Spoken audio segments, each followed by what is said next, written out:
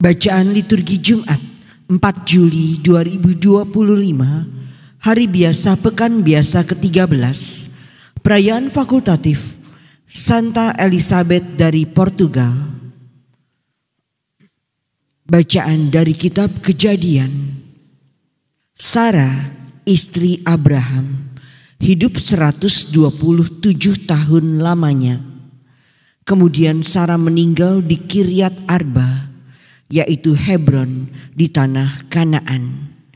Lalu Abraham datang meratapi dan menangisinya. Sesudah itu Abraham bangkit dan meninggalkan jenazah istrinya, lalu berkata kepada orang-orang Het, "Aku ini orang asing dan pendatang di antaramu.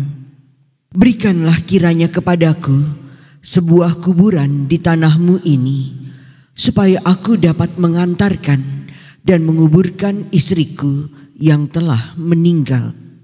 Sesudah itu Abraham menguburkan Sarah istrinya di dalam gua di ladang Makpela di sebelah timur Mamre, yaitu Hebron di tanah Kanaan. Adapun Abraham telah tua dan lanjut umurnya, serta diberkati Tuhan dalam segala hal. Berkatalah Abraham kepada hambanya yang paling tua di rumahnya, yang diberi kuasa atas segala miliknya.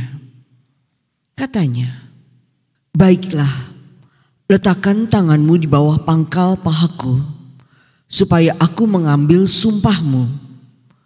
Demi Tuhan, Allah yang empunya langit maupun bumi, janganlah engkau mengambil seorang istri bagi anakku dari antara wanita negeri Kanaan tempat aku tinggal ini. Tetapi engkau harus pergi ke negeriku kepada sanak saudaraku untuk mengambil seorang istri bagi Ishak anakku." Lalu berkatalah hamba itu kepadanya, "Mungkin wanita itu tidak suka mengikuti aku ke negeri ini. Haruskah aku membawa anakmu ke negeri asal tuanku itu?" Abraham lalu berkata, "Awas, jangan kau bawa anakku itu kembali ke sana. Tuhan, Allah yang empunya langit, telah memanggil aku dari rumah ayahku dan dari negeri sanak saudaraku. Ia telah bersabda dan bersumpah kepadaku, negeri ini akan kuberikan kepada keturunanmu. Dialah yang akan mengutus malaikatnya berjalan di depanmu, sehingga engkau dapat mengambil seorang istri dari sana untuk anakku. Tetapi jika wanita itu tidak mau mengikuti engkau, maka bebaslah engkau dari sumpahmu kepadaku ini. Hanya saja, janganlah anakku kau bawa kembali ke sana." Beberapa waktu kemudian Ishak datang dari arah sumur Lahai-Roi. Ia tinggal di tanah Negeb. Menjelang senja, Ishak keluar untuk berjalan-jalan di padang. Ia melayangkan pandangannya dan melihat ada unta-unta datang mendekat. Itulah hamba Abraham yang kembali dari negeri tuannya dan membawa serta Ribka, calon istri Ishak. Ribka juga melayangkan pandangannya dan melihat Ishak. Segera Ribka turun dari untanya dan bertanya kepada hamba Abraham, "Siapakah orang yang berjalan di padang menuju kita itu?" Jawab hamba itu, "Dialah tuanku."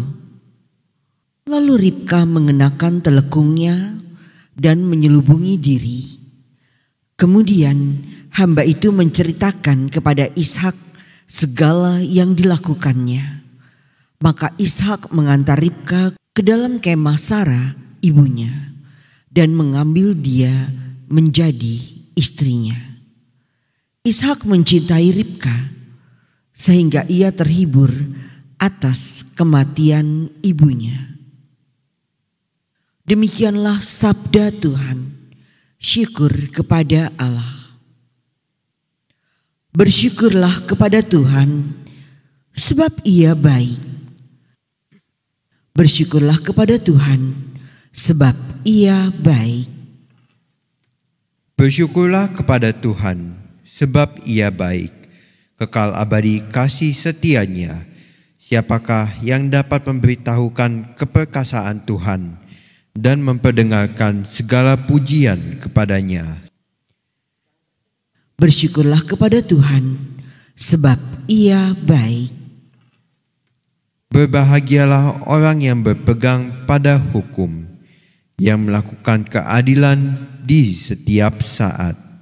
Ingatlah akan daku, ya Tuhan, demi kemurahan terhadap umat. Bersyukurlah kepada Tuhan, sebab Ia baik.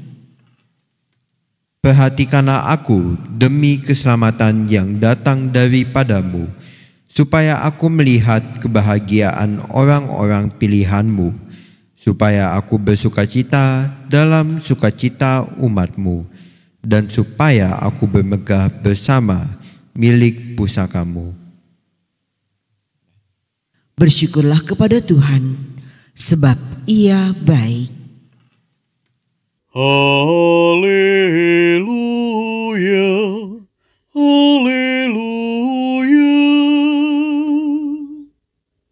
Datanglah kepadaku, kalian yang letih dan berbeban berat, maka aku akan membuat kalian lega.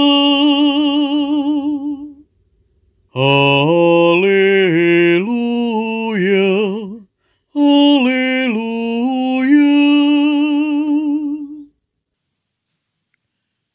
Inilah Injil suci menurut Matius. Dimuliakanlah Tuhan. Pada suatu hari, Yesus melihat seorang yang bernama Matius duduk di rumah cukai. Yesus berkata kepadanya, "Ikutlah aku." Matius segera berdiri dan mengikuti Yesus. Kemudian, ketika Yesus makan di rumah Matius, datanglah banyak pemungut cukai dan orang berdosa makan bersama-sama dengan dia dan murid-muridnya. Melihat itu, orang-orang Farisi berkata kepada murid-murid Yesus, "Mengapa gurumu makan bersama-sama dengan pemungut cukai dan orang berdosa?"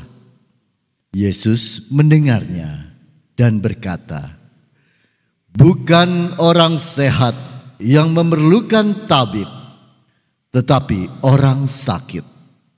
Maka pelajarilah arti sabda ini.